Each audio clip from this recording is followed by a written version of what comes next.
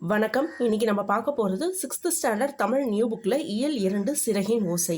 இந்த ஒரு வீடியோ பார்த்தாலே போதும், இந்த சிறகின் ஓசைன்ற லெசனில் இருக்க எல்லா பாயிண்ட்ஸுமே உங்களுக்கு கவர் ஆயிரும். இதே மாதிரி உங்களுக்கு எல்லா லெசனுக்கான நோட்ஸும் வேணும்னா சேனலை சப்ஸ்கிரைப் பண்ணி வச்சுக்கோங்க. நான் அடுத்தடுத்து போடுற வீடியோவை நீங்கள் மிஸ் பண்ணாமல் பார்க்கலாம். இப்போ பார்ப்போம். சிறகின் ஓசை. பறவைகள் இடம்பெயர்தலை வலசை போதல் என்பர். நீர்வாழ் பறவைகளே பெரும்பாலும் வலசை போகின்றன.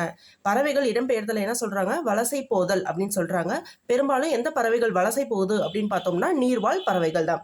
இது எதற்காக வலசை போகுது அப்படின்னு பார்த்தோம்னா உணவு, இருப்பிடம், தட்ப வெப்பநிலை மாற்றம், இனப்பெருக்கம். இதற்காக தான் இந்த பறவைகள் இடம்பெயர்கிறது. இதற்காக உணவு, இருப்பிடம், தட்ப வெப்பநிலை மாற்றம், இனப்பெருக்கம். அடுத்து எதன் காரணமா, எதை அடிப்படையாக கொண்டு இது இடம்பெயர்து அப்படின்னு பார்த்தோம்னா நிலவு, விண்மீன், புவி ஈர்ப்பு புலம். இதை அடிப்படையாக கொண்டுதான் பறவைகள் இடம்பெயருது. எது? நிலவு, விண்மீன், புவி ஈர்ப்பு புலம். அடுத்து அது டைரக்ஷன், எந்த டைரக்ஷன்ல வலசை போகும் அப்படின்னு பார்த்தோம்னா வடக்கில் இருந்து தெற்கு நோக்கியும் மேற்கில் இருந்து கிழக்கு நோக்கியும் பறவைகள் வலசை போகின்றன. எந்த டைரக்ஷன்னா வடக்கில் இருந்து தெற்கு நோக்கியும் மேற்கில் இருந்து கிழக்கு நோக்கியும் பறவைகள் வலசை போகின்றன. இப்போ வலசை போகும்போது அந்த பறவைகளோட உடல்ல சில மாற்றங்கள் ஏற்படும். அது எந்த மாதிரி மாற்றங்கள் அப்படின்னு பார்த்தோம்னா தலையில் சிறகு வளர்தல், இறகுகளின் நிறம் மாறுதல், உடலில் கற்றையாக முடி வளர்தல். என்னாகும்? தலையில சிறகு வளர்ந்திருக்கும், இறகுகளோட நிறம் மாறி இருக்கும், உடல்ல கற்றையா முடி வளர்ந்திருக்கும். இதுதான் வலசையின் போது பறவைகள் உடலில் ஏற்படும் மாற்றம். அடுத்து ஏறத்தாழ 1500 ஆண்டுகளுக்கு முன் வாழ்ந்த சத்திமுத்த புலவர் நாராய் நாராய் செங்கல் நாராய் என்றார். தென் திசை குமரி ஆடி வடதிசைக்கு ஏகுவீர் ஆயின் என்ற வரி வலசை வந்த செய்தியை குறிப்பிடுகிறது. இதுல என்ன சொல்லியிருக்காங்கன்னா ஏறத்தாழ 1500 ஆண்டுகளுக்கு முன்னாடி வாழ்ந்த சத்திமுத்த புலவர், பேரை பார்த்துக்கோங்க, சத்திமுத்த புலவர் என்ன சொல்லியிருக்காருன்னா நாராய் நாராய் செங்கல் நாராய், அதாவது தென் திசை குமரி ஆடி வடதிசைக்கு ஏகுவீர் ஆயின். நாராயண ஒரு பறவை வந்திருக்கு, தென் திசை குமரி ஆடின பிறகு வடதிசைக்கு போங்க அப்படின்ற மாதிரி அவரோட பாடல் வரி இருந்திருக்கு. இதை சொன்னது யாரு? சத்திமுத்த புலவர். ஆனா இப்ப இருக்க ஆராய்ச்சியில ஐரோப்பியாவில் இருந்து தமிழகத்துக்கு செங்கால் நாரை வரும் அப்படின்னு சொல்லி நிரூபிச்சிருக்காங்க.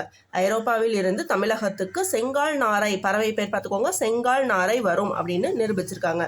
இப்போ சிட்டுக்குருவியை பத்தி சில தகவல்கள். ஆண் சிட்டுக்குருவி பார்க்க எப்படி இருக்கும் அப்படின்னா தொண்டை கருப்பாகவும் இருக்கும், உடல் அடர் பழுப்பு நிறத்திலும் இருக்கும். ஆண் சிட்டுக்குருவி எப்படி இருக்கும்? தொண்டை பகுதி கருப்பாகவும் உடல் அடர் பழுப்பு நிறத்திலும் இருக்கும்.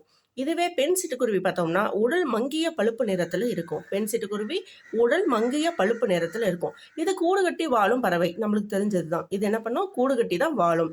இது 3 முதல் 6 முட்டை வரைக்கும் இடும். எத்தனை முட்டை? 3ல இருந்து 6 முட்டை வரைக்கும் இருக்கும். 14 நாட்கள் அது அடகாச்சு 15வது நாள் குஞ்சு வெளியிடும்.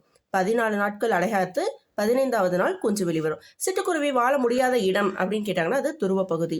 சிட்டுக்குருவி வாழவே முடியாத இடம் அப்படின்னா அது துருவ பகுதி. சிட்டுக்குருவி இமயமலை தொடரில் 4000 மீட்டர் உயரத்திலும் வாழும். சிட்டுக்குருவி இமயமலை தொடரில் 4000 மீட்டர் உயரத்திலும் வாழும் தகுதி உடையது. இதோட உணவு அப்படின்னு பார்த்தோம்னா தானியம், புழுப்பூச்சி, மலர், அரும்பு, தேன், இளந்தளிர். அடுத்து இதோட வாழ்நாள் பார்த்தோம்னா 10லேருந்து 13 ஆண்டுகள். இதோட சிட்டுக்குருவியோட வாழ்நாள் 10லேருந்து 13 நாட்கள். பாரதியாரோட வரிகள் பாருங்க. காக்கை குருவி எங்கள் சாதி. இதை சொன்னது யாரு? பாரதியார். காக்கை குருவி எங்கள் சாதின்னு சொன்னது பாரதியார். அடுத்து மனிதன் இல்லாத உலகில் பறவைகள் வாழ முடியும், பறவைகள் இல்லாத உலகில் மனிதன் வாழ முடியாது அப்படின்னு சொன்னவர் யாரு? பறவையியல் ஆய்வாளர் சலீம் அலி. மனிதன் இல்லாத உலகில் பறவைகள் வாழ முடியும், பறவைகள் இல்லாத உலகில் மனிதன் வாழ முடியாதுன்னு சொன்னவர் பறவையியல் ஆய்வாளர் சலீம் அலி. ஆர்டிகாலா இது என்னதுன்னா உலகிலேயே நெடுந்தொலைவு, அதாவது 22,000 கிலோமீட்டர் பயணம் செய்யும் ஒரு பறவை இனம் தான் ஆர்டிகலா. ஆர்டிக் ஆலா உலகிலேயே நெடுந்தொலைவு 22,000 கிலோமீட்டர் பயணம் செய்யும் ஒரு பறவை இனம். இந்தியாவின் பறவை மனிதர் இப்பதான் பார்த்தோம், பறவையியல் ஆய்வாளர் சலீம் அலி. இவர் தான் இந்தியாவோட பறவை மனிதர். பறவையியல் ஆய்வாளர்களுக்கு முன்னோடியா இருந்தாரு சலீம் அலி. பறவையியல் ஆய்வாளர்களுக்கு முன்னோடியா இருந்தவர் யாரு? சலீம் அலி. தன் வாழ்க்கை வரலாற்று நூலுக்கு சிட்டுக்குருவியின் வீழ்ச்சி, த ஃபால் ஆஃப் ஸ்பேரோ என்று பெயரிட்டார். அவரோட, அதாவது சலீம் அலியோட வாழ்க்கை வரலாற்று நூலுக்கு சிட்டுக்குருவியின் வீழ்ச்சி, த ஃபால் ஆஃப் ஸ்பேரோன்னு பெயர் வச்சிருக்காரு. அடுத்து கப்பல் பறவை என்ன சொல்லுவோம்னா இங்கிலீஷ்ல ஃப்ரைகட் பேர்டு. இது சிறகடிக்காமல் கடலையும் தாண்டி பறக்கும் பறவை. சிறகடிக்காமல் கடலையும் தாண்டி பறக்கும் பறவை எதுன்னு கேட்டாங்கன்னா அது கப்பல் பறவை. இது தரையிறங்காமல் 400 கிலோமீட்டர் வரை பறக்கும். தரையிறங்காமல் 400 கிலோமீட்டர் என்னது பறக்கும்? கப்பல் பறவை.